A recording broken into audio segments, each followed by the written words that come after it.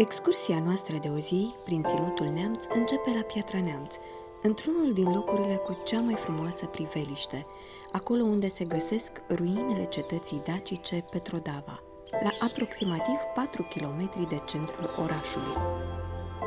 Priveliștea unică de pe platoul unde se pot observa ruinele cetății merită efortul de a urca până aici. Perspectiva se deschide peste Valea Bistriței cu masivul Ceahlău în zare și în latura opusă cuprinde lacul Bâtca Doamnei și orașul Piatra Neamț. Lacul Bâtca Doamnei s-a format în anul 1962, prin bararea Bistriței și indiguirea pe partea stângă a unui perimetru din albia majoră a râului, alimentat cu apă din lacul de baraj izvorul muntelui Bicaz, la care se adaugă vechiul curs al râului Bistrița, precum și pârâul Doamnă. Lacul se află pe lista cu obiective de vizitat în orașul Piatra Neamț. Următoarea noastră oprire este la poalele masivului Ceahlău, ce cuprinde Parcul Național Ceahlău, o destinație obligatorie pentru toți cei ce călătoresc prin Neamț. Masivul Ceahlău este situat în grupa centrală a Carpaților Orientali, în partea de sud-est a munților Bistriței. Cele mai înalte vârfuri ale acestui masiv sunt vârful Ocolașul Mare, 1907 metri, la sud, și Toaca, 1904 metri. Masivul Ceahlău poate fi explorat la pas, pe cele 7 trasee turistice marcate care îl străbat și permit vizitatorului să admire flora și fauna sălbatică din această arie naturală protejată. Acest munte este înconjurat de numeroase legende și populat cu personaje fantastice și reprezintă un simbol puternic pentru localnici din cele mai vechi timpuri. Pentru vizitator, o drumeție pe Ceahlău este o probă de anduranță și un parcurs spiritual înrudit cu pelerinajul.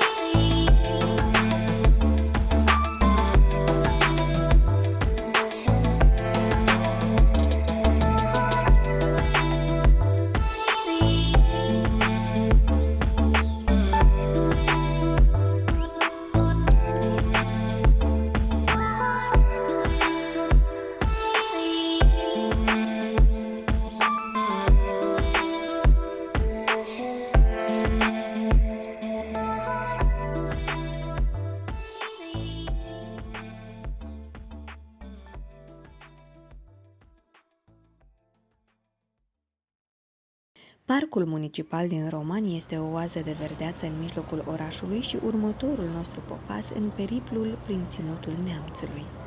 Aici vom văsli domol pe lacul cu debarcader, vom putea explora în tihnă cele 3 insule tematice și ne vom relaxa în rotonda scriitorilor. Pașii ne poartă mai departe, pe firul poveștii, acasă la tradiții, în universul vrăjit de la Casa Popa din Târpești, la 12 km de orașul Târgu Neamț. Această casă-muzeu, înființată de creatorul popular Nicolae Popa, a devenit în timp un spațiu expozițional și de creație. Aici vom face o imersiune într-un adevărat sanctuar dedicat artei populare străvechi din colecția etnografică și vom explora arta naivă, sculptura în lemn și piatră realizată de artistul popular Nicolae Popa. O colecție impresionantă de etnografie, arheologie, numismatică și obiecte religioase ne va purta în timpurile străvechi ale satului moldovenesc din Neamț, cu obiceiurile și viața simplă, dar încărcată de semnificații a oamenilor de prin aceste locuri. Pasiunea pentru creație și pentru arta naivă este dusă mai departe de urmașii lui Nicolae Popa, astfel că în prezent, vizitatorul poate asista la procesul de creație în atelierul lui Damian Popa, fiul creatorului popular.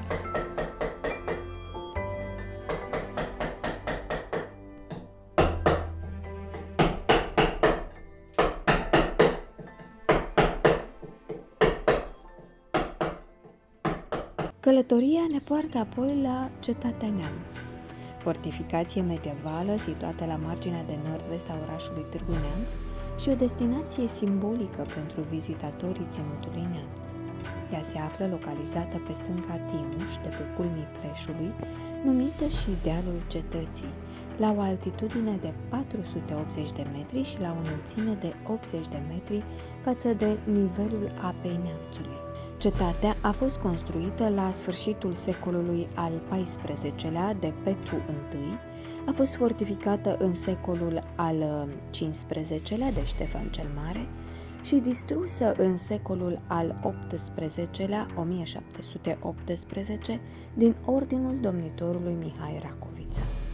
Epoca de glorie a cetății medievale de la Neamț corespunde domniei lui Ștefan cel Mare între anii 1457-1504,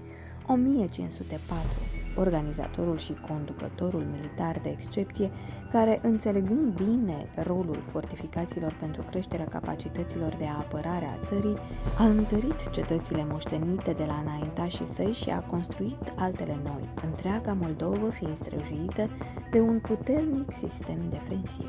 Deseori, zidurile cetății găzduiesc sărbări și festivaluri la care sunt poftiți urmașii răzeșilor de altădată, la un loc cu vizitatorii acestor meleaguri. În cinstea vremurilor de glorie ale cetății, domnițe și străjeri se înfățișează și dau viață unor episoade din istorie în cântec de buciun.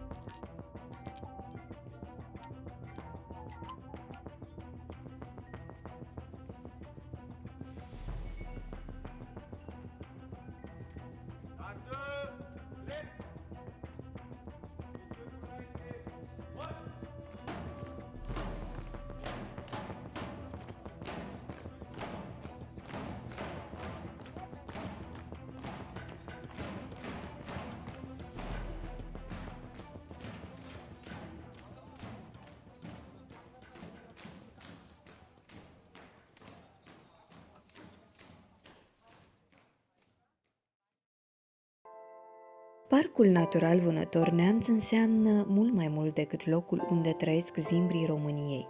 Este o oază verde și primitoare în care vizitatorul curios se poate bucura de codri liniștiți și poate zări aceste creaturi impunătoare desprinse din legende, zimbrii în libertate.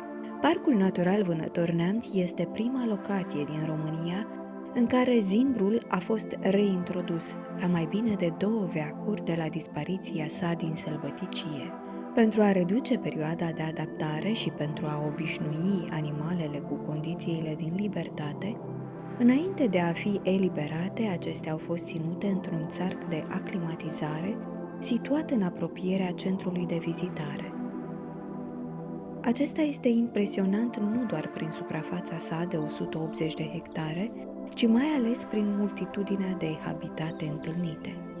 Pădurile pure de foioase, de rășinoase sau de amestec, unele din ele cu arbori mai bătrâni de 200 de ani, sunt întrerupte pe alocuri de poieni sau de albii de pârâie.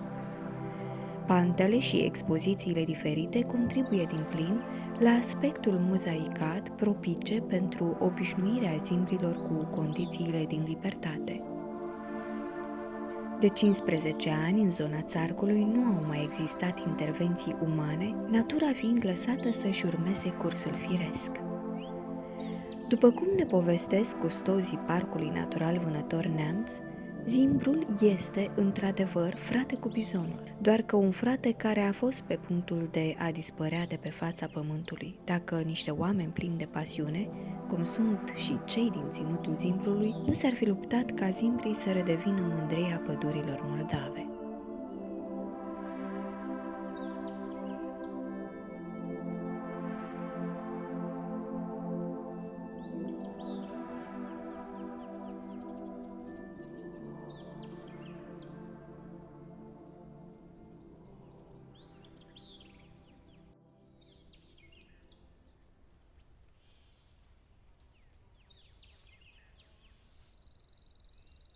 Sigur ați auzit de ținutul Neamțului ca despre un loc potrivit pentru călătorii spirituale, cu un număr impresionant de lăcașuri de cult. Din excursia noastră nu putea să lipsească sufletul ținutului, falnica Mănăstirea Neamțului, cel mai vechi așezământ monahal din Moldova. Mănăstirea este situată la o distanță de 12 km nord-vest față de cetatea Neamț, pe valea râușorului Nemțișor. Izvoare istorice care să determine cu exactitate timpul și împrejurările în care ea a luat ființă nu există. Tradiții locale puternice în mai multe versiuni, ca și inscripția de pe un clopot din veacul al XIX-lea, dovedesc existența mănăstirii la sfârșitul celui de-al XIV-lea secol. În tradiția locală, înregistrată și de cronicari, se pomenește însă de niște călugări care ar fi venit de prin părțile Dunării. Unii spun că acești călugări ar fi fost discipolii lui Nicodim, organizatorul vieții mănăstirești în țara românească, și că ar fi întemeiat un schid chiar cu un veac mai înainte. Ei au ridicat aici o biserică din lemn, numită de istorici Biserica Albă.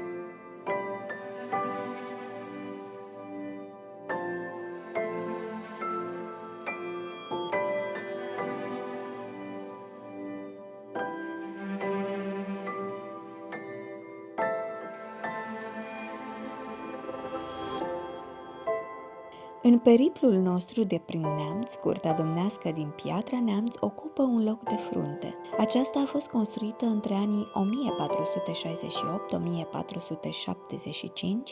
de către Ștefan cel Mare. Rolul complexului Curtea Domnească a fost unul administrativ pentru tot județul Neamț. Biserica Sfântul Ioan Botezătorul a fost construită ulterior. Din complexul Curtea Domnească din Piatra Neamț face parte și Muzeul Curtea Domnească, situat lângă Liceul Petru Rareș. Însă simbolul orașului Piatra Neamț și obiectivul central al vizitei la Curtea Domnească îl constituie turnul Clopotniță sau turnul lui Ștefan cel Mare, amplasat la nord-vest de Biserica Sfântului Ioan Botezătorul. Parte din complexul arhitectural Curtea Domnească din Piatra Neamț, turnul a fost construit în anul 1499, la numai un an după construirea bisericii. Considerat încă emblema acestei străvechi urbe românești, turnul lui Ștefan cel Mare s-a păstrat până astăzi în forma sa inițială, fără modificări importante. Această mică fortăreață construită din piatră brută și întărită cu 4 contraforturi care îi pun în evidență profilul zvelt, impresionează prin proprietățile bine stabilite și prin detaliile valoroase de arhitectură.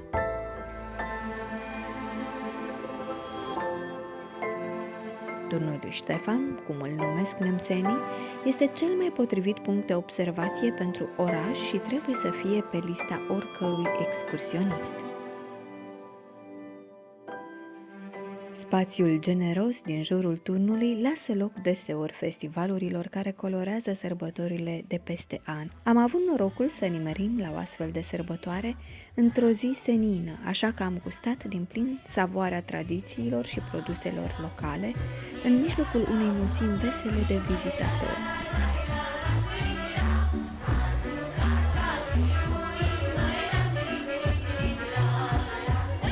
Rafturi înțesate cu fel de fel de bunătăți și artefacte ne-au reținut privirea în jocul sprinten al copiilor artiști, a fost centrul atenției noastre pentru o bună bucată de vreme. Am încheiat astfel, în cheia savorilor locale, excursia noastră în Neamț cu promisiunea că vom reveni cât de curând în aceste locuri tihnite și pline de farmec.